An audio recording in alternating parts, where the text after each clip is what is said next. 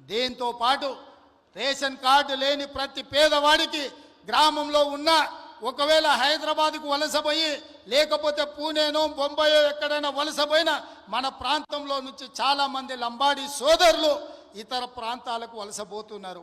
ఆ వలసపోయిన వాళ్ళు కూడా సొంత ఊరికి వచ్చి మీ రేషన్ కార్డులు తీసుకోండి. మీకందరికీ రేషన్ కార్డులు రాష్ట్రంలో ఉండే అర్హులైన అందరికీ రేషన్ కార్డులు ఇచ్చే బాధ్యత మన ప్రభుత్వం తీసుకుంటుంది. రేషన్ కార్డు ఉన్న ప్రతి వాళ్లకు సన్న బియ్యం ఇచ్చే బాధ్యత మన ప్రభుత్వం తీసుకుంటుంది. కాబట్టి మిత్రులారా, ఈ పథకాలన్నిటిని అమలు చేయాలంటే మీరు అండగా నిలబడండి. ఈ పథకాలన్నీ ఎవరు అడ్డుపడ్డా వాళ్ళని అడ్డు తొలగించుకొని వీటిని అమలు చేసే బాధ్యత నేను తీసుకుంటా. కొడంగల్ శాసనసభ నియోజకవర్గం ఇక్కడ ప్రజలు నాకు అండగా నిలబడి ఆశీర్వదించి నన్ను ప్రోత్సహించినంత కాలం తెలంగాణ రాష్ట్రానికి నాయకత్వాన్ని అందించడమే కాకుండా రాష్ట్రాన్ని అభివృద్ధి పదం వైపు నడిపి మొన్న 4 రోజులు దావోస్కి వెళ్తే 1,78,000 కోట్ల రూపాయలు తెలంగాణ రాష్ట్రానికి పెట్టుబడులు తెచ్చి అన్ని రాష్ట్రాల ముఖ్యమంత్రుల కంటే ముందుగా నిలబడి తెలంగాణ రాష్ట్రాన్ని అభివృద్ధి పదంలో పెట్టుబడులు తీసుకొచ్చినాం. అదేవిధంగా తెలంగాణ రాష్ట్రంలో సంక్షేమ పథకాలను అమలు చేసే బాధ్యత నేను తీసుకుంటా.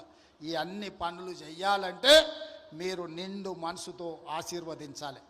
అబద్ధాలు చెప్తే కూడా మరి ఎవరో చిన్న సోషల్ మీడియాలో పనిచేసే కాంగ్రెస్ కార్యకర్తనో ఐటీ సెల్లో పనిచేసే ఒక పిల్లగాడో పిల్లనో అబద్ధం చెప్పినట్టు అర్థం ఉంటుంది. కానీ ముఖ్యమంత్రి ఉప ముఖ్యమంత్రి వాళ్ళు నిన్న మాట్లాడిన మాటలు వింటే నవ్వాలని ఏడవాలని తెలుస్తలేదు. ముఖ్యమంత్రి గారు నిన్న కొడంగల్లో స్పీచ్ ఇస్తున్నారు. మేము ఇవాళ ఒక చారిత్రాత్మకమైన కార్యక్రమానికి శ్రీకారం చుడుతున్నాం అన్నాడు. నేనేం చేస్తున్నాడో అని నేను అనుకుంటే రేషన్ కార్డులు ఇచ్చే కార్యక్రమం చారిత్రాత్మకం అట. అంటే ఇదివరకు కూడా రేషన్ కార్డులు ఇయ్యలే, నువ్వు కొత్త చరిత్రకు నేనే శ్రీకారం చుట్టిన రేషన్ కార్డు అనే కాన్సెప్టే నేనే కనిపెట్టిన అన్నట్టు చారిత్రాత్మకమైన కార్యక్రమానికి శ్రీకారం చుడుతున్నా అని అబద్ధం. ఇంకా గౌరవం ఏంటంటే ఉప ముఖ్యమంత్రి బట్టి విక్రమార్క గారు నిన్న చెప్తారు, ఎక్కడో మాట్లాడిన ఆయన కూడా ఒక్క రేషన్ కార్డు ఇవ్వలే టీఆర్ఎస్ ప్రభుత్వం అని బట్టి విక్రమార్క చెప్తాడు. ఇగో ఎన్ని జూట మాటలు ఉంటాయంటే వీళ్ళే, ఇగో నేను చూపెడతాను మీకు. ఇది ఒక్కసారి మీరు చూడుతాం, ఇది పట్టుకోరా, నువ్వు పట్టుకోండి, నేను పట్టుకుంటా, 2 నువ్వే పట్టుకుంటే ఇట్లా. ఇగో ఇది బట్టి విక్రమార్క గారు స్వయంగా మధిర నియోజకవర్గంలో 2000 ఆయన ట్వీట్ డేట్ చూడేది 2021 జూలై 26 రేషన్ కార్డులు ఇచ్చుకుంటే దిగిన ఫోటో. ఏదో ఆయన సొంత నియోజకవర్గంలో బట్టి విక్రమార్క గారు మన జిల్లా పరిషత్ చైర్మన్ ఆనాడు లింగాల కమల్ రాజు గారు ఇద్దరు కలిసి రేషన్ కార్డులు ఇచ్చుకుంటే దిగిన ఫోటో ఇది.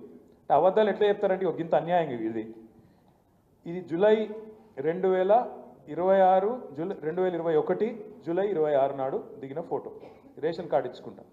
1-2 కాదు, మన ప్రభుత్వం ఉన్నప్పుడు మనం ఇచ్చింది 6,50,000 రేషన్ కార్డు.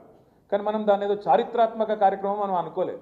ఇది రొటీన్ కార్యక్రమం కదా, పేదవాళ్ళకు సంబంధించిన కార్యక్రమం కదా, మీ సేవల దరఖాస్తు పెట్టుకుంటే ఆటోమేటిక్గా వచ్చేదే కదా, ఇందులో ఏం పెద్ద ముచ్చట్టున్నది అని చెప్పి మనం రేవంత్ రెడ్డి గారి లెక్క ప్రభుత్వ పైసలు దండగా పెట్టి పెద్ద సభలు పెట్టి నేను కొత్త చరిత్ర సృష్టిస్తున్నా అని చెప్పి మనం డైలాగులు కొట్టలే, సన్నాయి నొక్కలే, అబద్ధాలు ప్రచారం చేయలే.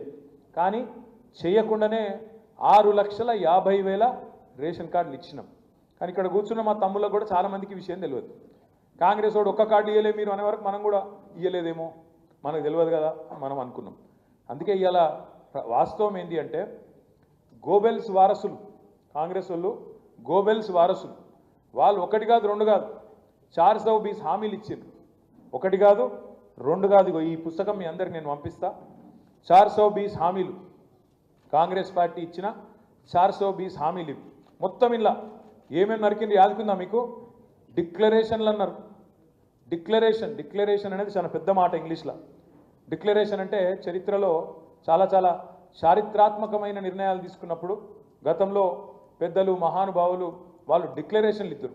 కానీ కాంగ్రెస్ వాళ్ళ డిక్లరేషన్లుగా 4 గీసి పారేసుకుంటుంది కూడా వానికిరాని డిక్లరేషన్లు 1 కాదు ఎన్నో చేసింది. రైతు డిక్లరేషన్ అని చెప్పి రాహుల్ గాంధీ గారు వచ్చి వరంగల్లో చేసింది. ఎస్సీ డిక్లరేషన్ అని చెప్పి ఎస్సీ ఎస్టీ డిక్లరేషన్ అని చెప్పి చేవెళ్లలో మల్లికార్జున్ ఖార్గే గారు వచ్చి